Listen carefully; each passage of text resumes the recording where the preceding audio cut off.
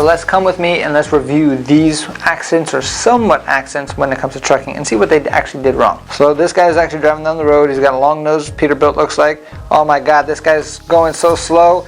And he's almost gonna, that was a close one. This shows you that braking distance in the tractor trailer is super important. Make sure you start braking way in advance than you need to. Next video, what's going on here? Okay, looks like they're in an intersection. He's gonna be making a left turn. This guy's already in the wrong. You should always be in the most outside lane when you're making a turn of any kind. So, holy shit.